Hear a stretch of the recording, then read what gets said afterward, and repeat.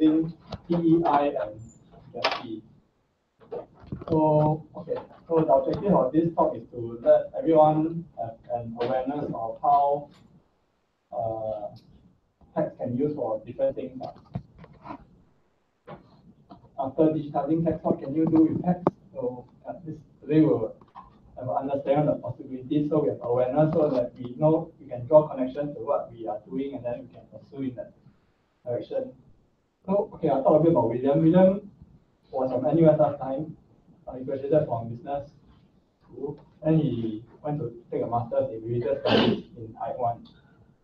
After that, he came back to work with Professor Kenneth Dean. He is head of department of Chinese studies under this Singapore Historical GIS project, the big project. And William was the project manager, and he was in charge of the whole workflow from the sourcing of books that with the help from our Chinese library colleagues. Okay. Sourcing of books, relevant material to Singapore personalities, biographies, and sourcing of the books and digitizing OCR and error and cleaning of errors, which is a huge task, and all the nitty-gritty things up to encoding of the text. So what is encoding? We'll learn more about it today. And to the point of visualizing the encoded text. Okay, and we experienced William set up his own company. Now it's offering a suite of services in this area. So, okay, without further ado, I shall pass the stage to William.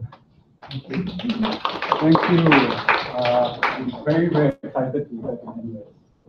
So I started as a student here, went to Chinese studies and worked here. Now, in my third role, now I'm a vendor, and I hope to give you a little bit of understanding about this topic here today.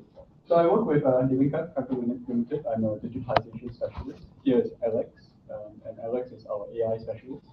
And basically what we do is full suite, like Ikam has said, from digitizing, from scanning OCR to tagging to doing analysis and so on and so forth. So let's start with, and one of the things we believe is data should be for everyone. If possible, we make it free and as low cost as possible. So let's start with the first thing, ground rules. Number one, this is not a talk. Okay, sorry. No, that's exactly. I really hope that this is a conversation, that this will start off a kind of conversation about what this can do and what we can help to provide and make that happen. So the second thing is, I thought about saying this is a sharing. Then I realized it's not a sharing as well, because sharing is still one way, right? So I hope this is a dialogue, which means please don't stay quiet. If at any point in time you find that what I'm saying is too dry, too difficult, too hard to understand, just let me know, and I can explain and what it means here. Okay, so before we properly start, I would like to ask you to take a minute to first ask yourself this question. What is the most difficult issue you're facing at work now? Of course, not HR and all that.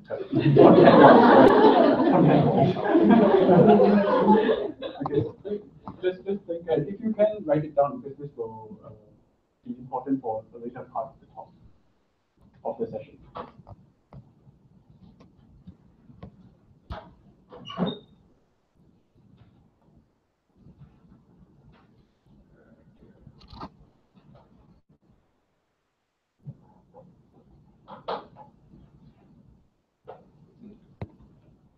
And the second question is, if resources were unlimited, what in 5 years' time do you see the library or your department doing?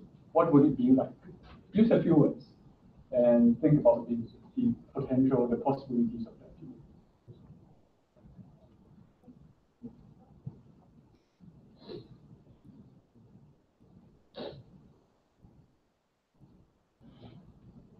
Could I ask, what were some of the answers for the second one? The room is very cold.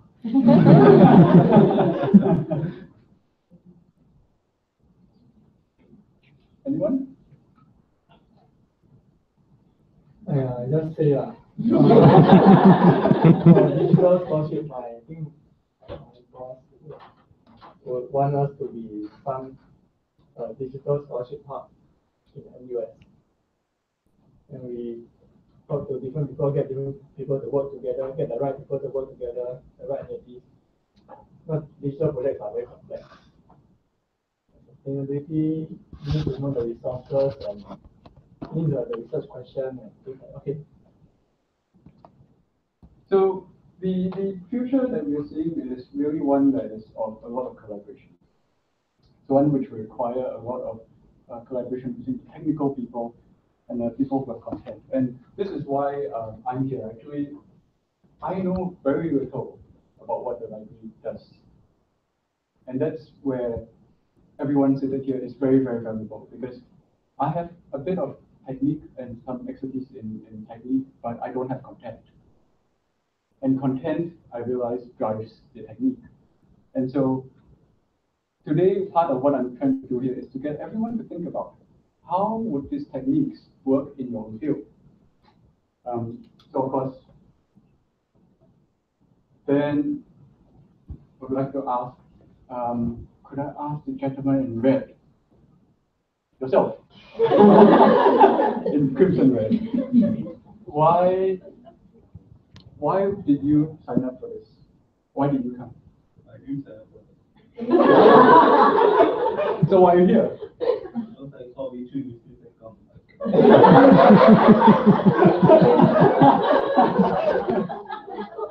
Wow, I wasn't expecting that.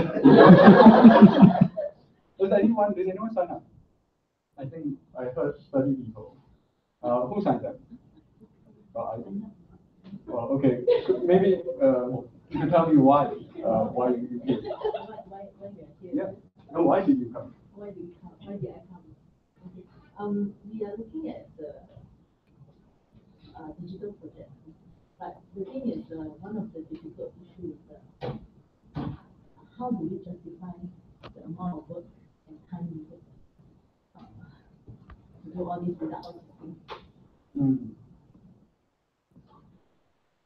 Okay. So I just need.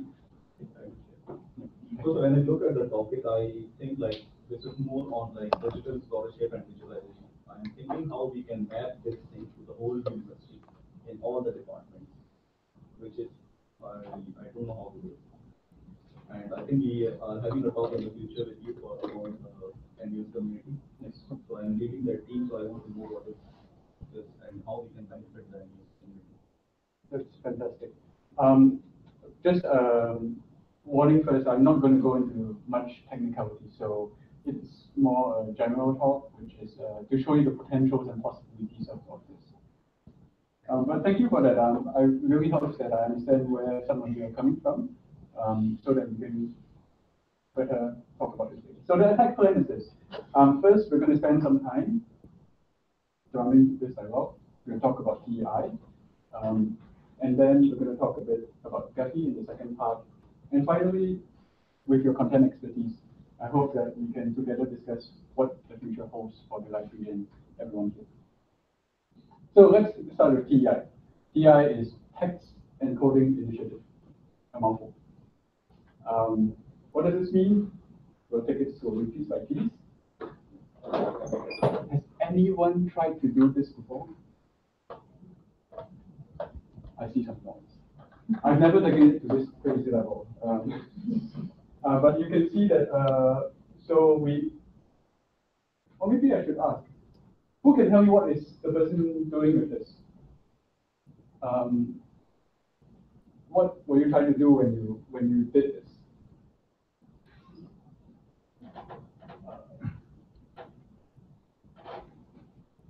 Highlight the main points. Highlight the main points, right? So highlight the main points is, so we use different colors, and then sometimes we put in our own thoughts we categorize information using different colors. And here it's gone an extra step to say put comments on notepads. Now what this is doing is really annotating. This is something that we are really familiar with if you're in the library and in research. Now annotation basically is to put meaning onto your source material. Is to put your own interpretations, is to put to join other resources. And this is actually not very different, from the idea of encoding. When you do this sort of thing, annotating on a digital text, this is what we call encoding. And finally, another term that you would hear very often is this idea of markup. So, well, to me, they're synonymous. When you encode in a certain way, it is called a markup. And markup, you can think of it as text. For example, when you take a photo and you want to say this is taken at what place at what time with who, it's a text, and that's one way of marking up a photo. But of course, you can do that with text as well and mark up many other things. So as librarians, what do you do when you first get a book? Sorry? Catalog. The very first thing is you take the book and you say, well, I hope I'm actually guessing because I'm not a librarian. Okay? So the very first thing is you say, okay, who is the author? Right? What's the title? Does it have a subtitle? Who published it? When? How much it costs? How big is it? These are some of the basic things that we call metadata, which we are all familiar with. And this is one of the elements that we encode when we get digital text. The second thing is context. And in some sense, librarians do this too. When you go to the index page, when you read the introduction, when you read a synopsis, and you say, this book is about content A, B, and C. This is content. But here is where digital markup can be very different. Why? Because you can go down to the very nitty-gritty stuff. For example, I can mark up pictures of the name Lee Kuan Yew. And I can mark it up in a way which, when Harris Lee is mentioned, it also refers to the same person. So in that way, what you're able to do is that, later you'll see, is that you're able to create a lot of connections between different texts. So when I look for something, of course, we are already starting to do this with search. But I'll go on to that later.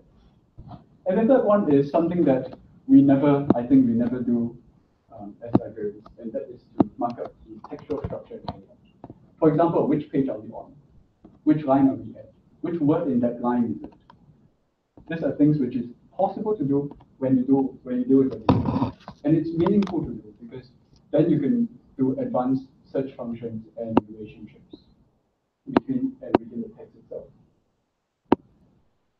So after you've done quite a bit of highlighting and annotating, you realize that, hey, I think this requires a system, right?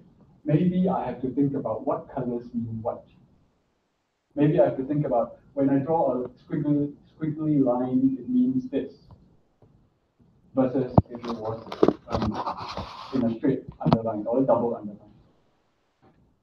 So the number of elements, because there's so many, and especially now that in the digital, when we mark up the digital text, there's so many elements that we require a very formal way of encoding. We need a way to make sense and of multiple documents which use the same system of encoding so that we are able to take multiple documents and say, I understand what I've done with it. Now this is good. Essentially what you're developing is a language. Of course, a language that we usually think about is in terms of syntax and grammar.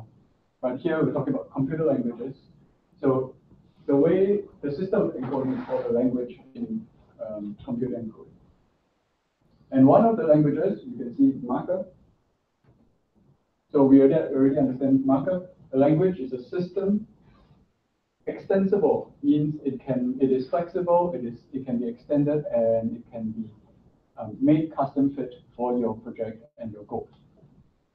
So XML is one language which does this, and this is the foundation on which TI is built upon.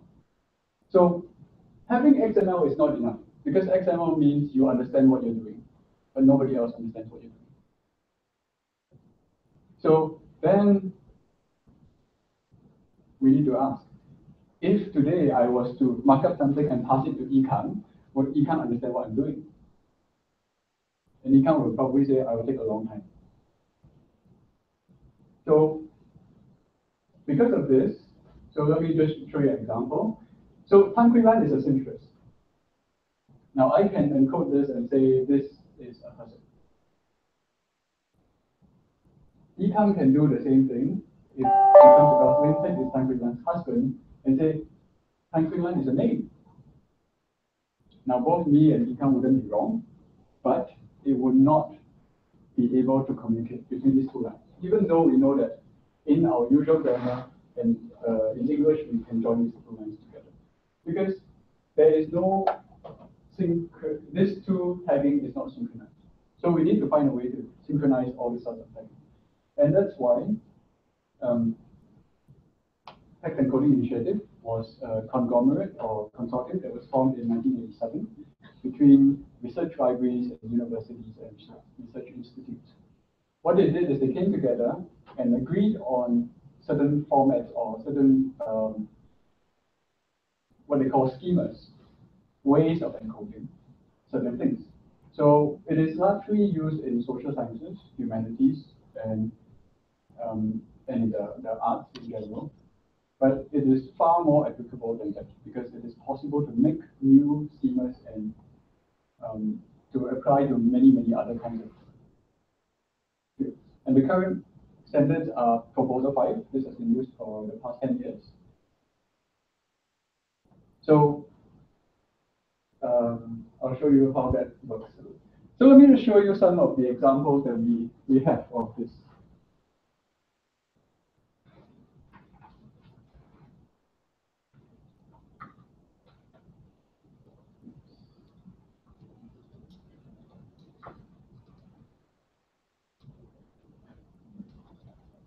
Okay, the very first.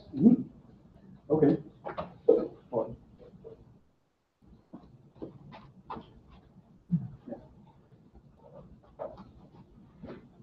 Okay, the very first is HathiTrust.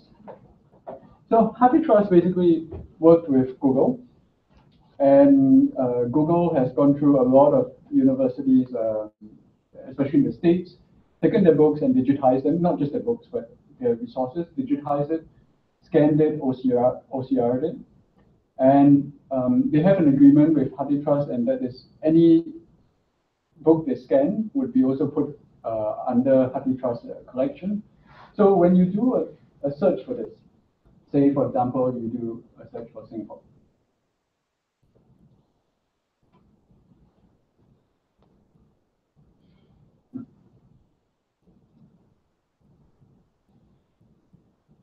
okay, you find that there are a few things that happens here. One is that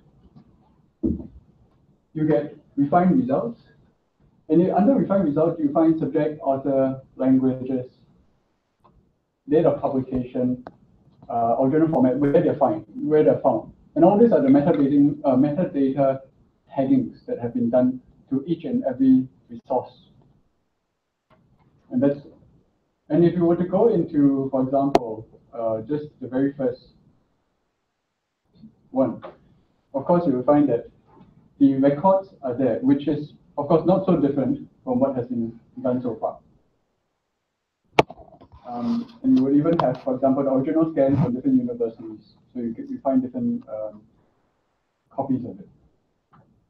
But what's different is when you go further in and look at the full view. So now you've digitized a lot of things. One way is, of course, you can just put the whole thing up and say, okay, here's the digital copy. But you can't do very much with that.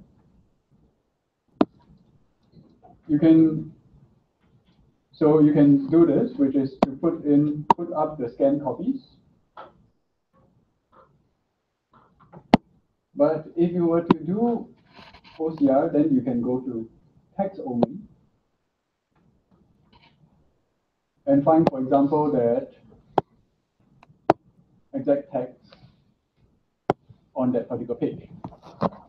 Now, what this does, why this is possible is because each and every page is tagged. If you did not tag each and every page, it would be not possible to organize this. It would take huge amount of work to try to break this down using by hand. And then finally, one of the other things that allows allows us to do is that we are able to use each and every word as a way to search. So now I'm not limited by the metadata or the index or that the librarian gives us, but I can search deep into every text. I can know exactly where in the text or which line it appears. And one of the powers of this is, for example, that I would be able to ask if Great Britain occurs together with 1967 and military and the word military forces. And it would bring me exactly to this line and tells me that this book has this line where everything is combined together. Okay, it's not flying over your head yet, right?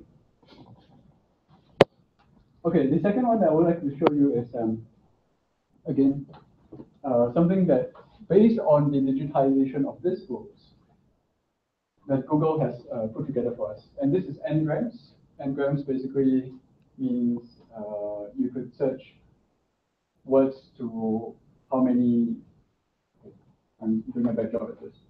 So Ngrams is basically you could search a certain combination of words in the entire corpus. So with those same books which have been scanned and digitized, so we have, for example, if we just were to search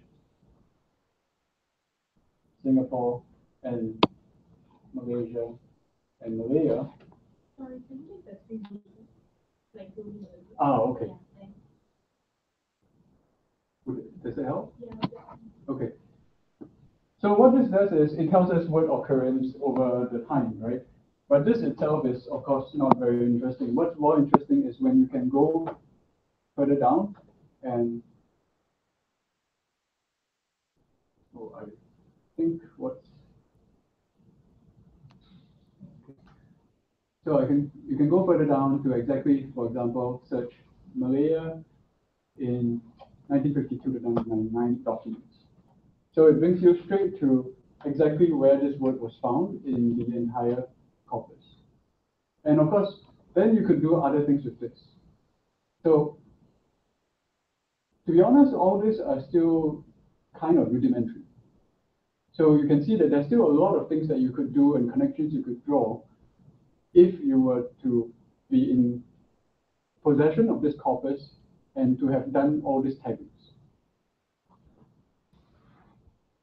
Another case, sorry, it's in Chinese, but it's one of a good example. So I'm going to just show it here. Now, what these people did is they took some ancient texts, some historical texts, and they did taggings of places and names and times and dynasties. And when you, for example, find a particular thing interesting, you could go to the authority.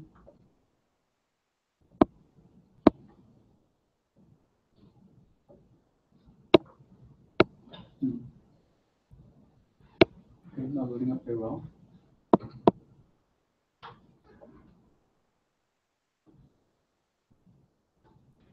Yeah, my apologies. You could go to the authority and see, for example, all the occurrences of this particular word in different texts. And so, and then of course you could do things like, for example, to find the surrounding words and their relationships. Must be using the wrong browser.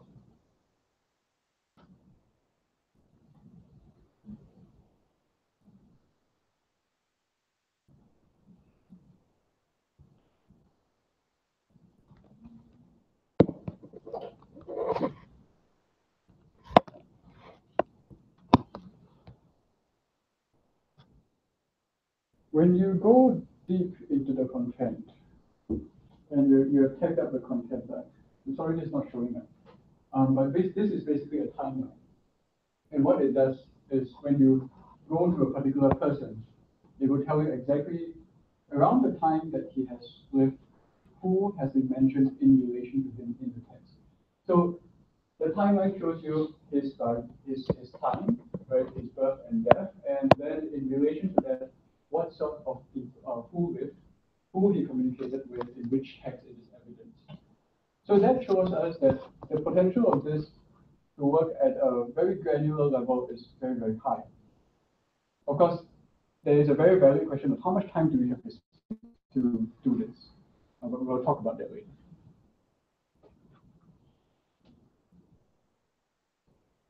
Okay.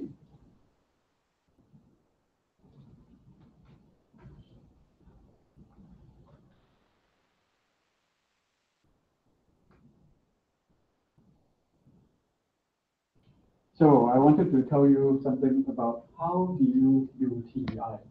And one of the very, very important things when you try to do TEI is to go to this TEIC, which is the consortium website.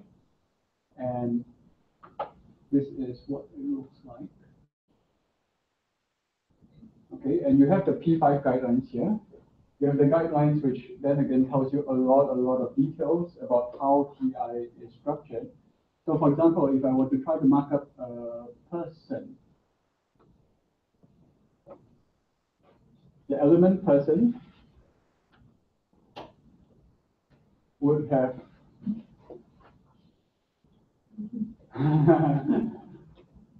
okay, the simple way of reading this is this. When you mark up a person, it can contain other kinds of information. For example, it can contain his age, his death, his education, so on and so forth. And it is contained by certain other things. So TEI is a highly structured way of marking up things so that you know exactly how to interpret the things, the elements within the text itself. So of course that takes a bit of work before we can understand how to use that.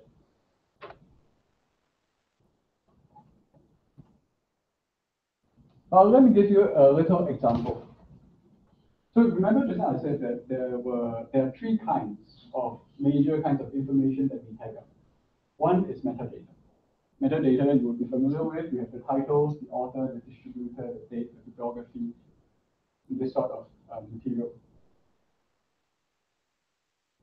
The second is we would mark up structure. Your markup structure, for example, I would be able to tell this, by the way, is the vision and mission of the university, the library, I think. So the vision and mission is a division. So you can see it opens and it closes. This is actually the same as when you highlight, right? When you highlight from here to here, you're opening and closing the encoding. And then we have the paragraph, okay, and finally the sentence level. Of course, these are not the only kinds of structural markers. There are other structural markers like stanza, line break, so on and so forth. And this you will see is important because remember, if you did not know, for example, which page you're on, you will not be able to say search and tell me where in this text this word occurred. And finally, content. So content is very granular again. So, for example, this is organization, right? Design-centric program is an organization. And Sean Sim is a person's name. The Founders Forum is an event. UK is a country. And this is just really one small part of what can be tagged. So it really depends on what your project is trying to do. Having said that though, once you do identify, for example, certain lists of people or things or events that you want to tag up, it can be fairly easily automated. So you can tag up large amounts of source material with the particular things that you're interested in. So, okay, that's the end of my first part. That's TI. Any questions?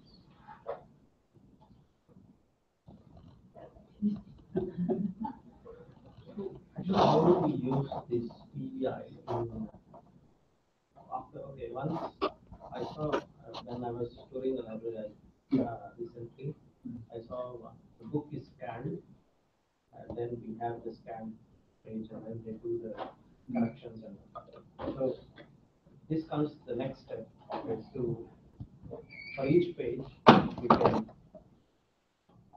it's like OCR extract the text out of it and then select the let's say the person's name and then there should be some GUI or something where I load this scan page and then select that particular portion and say this is the person's name and then fill in the details what we know about that person and then those kind of things. Right. So TEI in itself, when you actually do it, of course, you're very right. You first have to have a digital text. And the digital text, to be honest, now OCR has reached high levels of accuracy, especially for English, and if you have a good scan. So the very first thing that you should aim for is a good scan and then do OCR on it. And good would mean, for example, two things mainly. One is whether it is proper, vertically, properly scanned as a vertical text. You know, the page should not be left and right, going left and right. Second thing is you want to try to make sure that you have a very clean surface. So then OCR is actually quite accurate. And one of the things when you're dealing with so much corpus and so much material is we found that it's not possible to correct everything unless you're really working with that one or a few very, very specialized texts, and you want to make sure you have 100% accurate text. And I can assure you, even if you were to visually scan it, you would still miss out things. So the experience, has anyone gone to Newspapers SG? So Newspapers SG actually does any correction. They just do OCR, and what they do is they say they get 80% hits, and that's good enough for them because it's just impossible to put a sort of manpower. But let me answer the further question. Once you have the digitized text, what do you do with it? Now, TEI or XML markup can be done on the text itself using any sort of word editor. Having said that, it doesn't mean it is the best way to do it because it does not. The word editor does not understand structure. It does not understand that certain elements have to be within other elements. So the best is to use a text editor which understands it. And one of the best in the market now is Oxygen XML.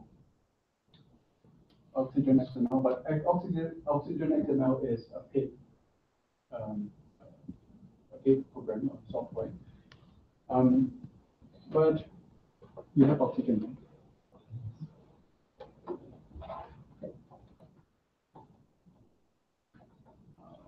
Okay, maybe I would show you. No, never mind. I'll show you something. So,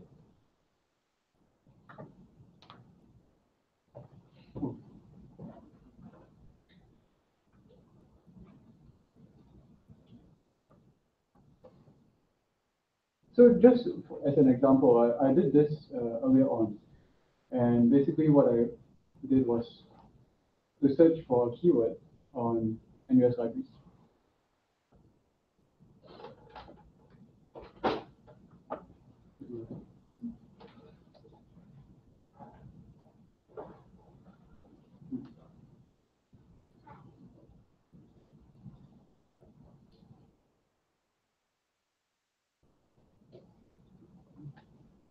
So, for example, if I were to search Singapore history, early Singapore,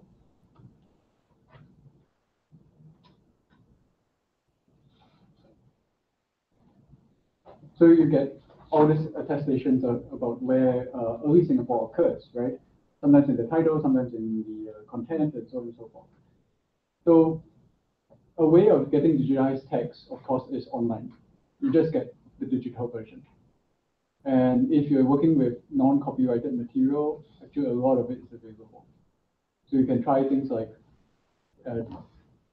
Archives and HathiTrust and Google Books.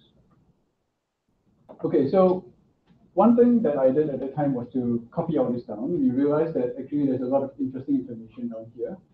So for example, the subjects are Singapore history in the 14th to 18th century. So different books have different sort of taggings about the content. And then you translate that to a document. And basically, so just now I was talking about the header, right? So this is the header. And in the header, you would give the document or the reader a sense of what is this document about. So it's a bit small.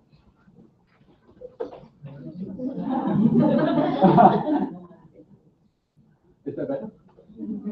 Okay. So you find that it's structured right in a way. The TEI header opens here and closes here. Okay. And then in it, you would say something about the title, something about the publication, something about the source. This is the most basic format of metadata. And then you would put in the text. And the text, it is in basically in a thing called a body. Okay. So in the text, you would call the rest of the text a body, and in it, you would then put in divisions. Divisions of, for example, it could be by chapter, it could be by sections. So in this case, each search result to me was a division in itself. Now within the division, you have to tell TEI that inside are multiple paragraphs. If you only have one paragraph, of course, you just open and close right after the division with a paragraph. And then finally, you would put in things like titles.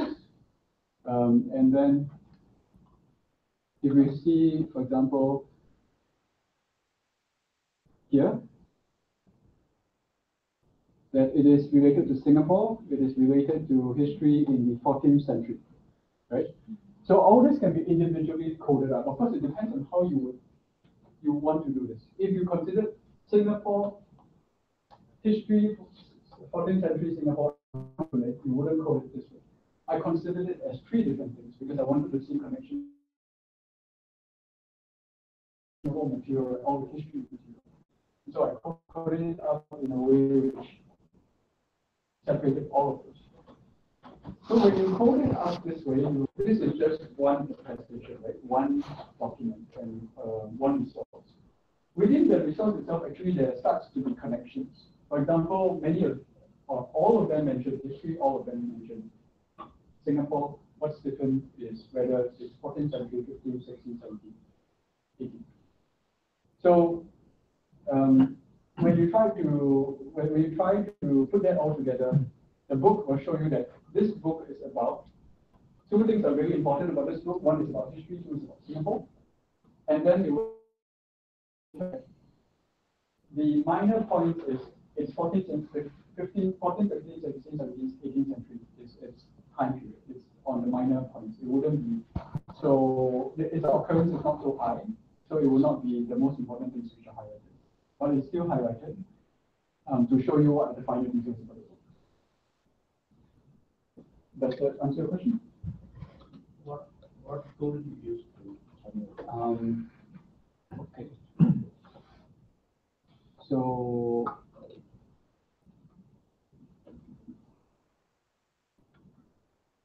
what tool would be this?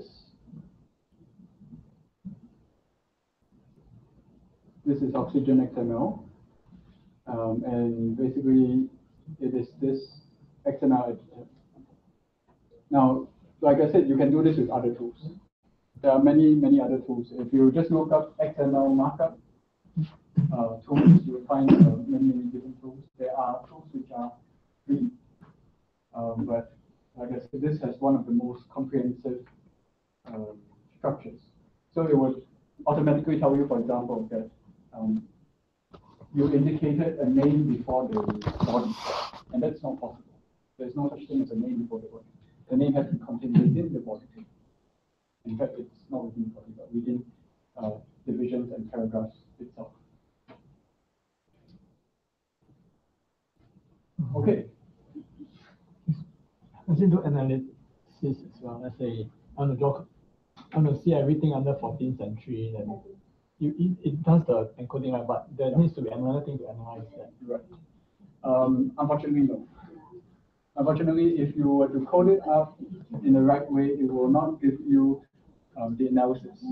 The analysis right now is still done by doing other sorts of codes, other sorts of programs. And there's no, as far as I know, there's no known like one way of doing that. So usually it is really programmers who are able to extract information out from that structured mess. So this point you are converting the structure metadata into that structure because you are adding the body and everything there. Right. Yes. So from the header itself, that's where the metadata is, and then in that same document you would have the text. And so it is a connection between the metadata and the text.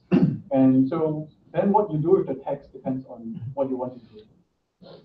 So previously, for example, we were looking at social networks. We were looking at what's the relationship between people, and we had biographies. So what we did is we would code up the different sorts of people who occurred. And because it is structured in such a way where within each division, within each paragraph, and even within each sentence, different elements appear, we could do general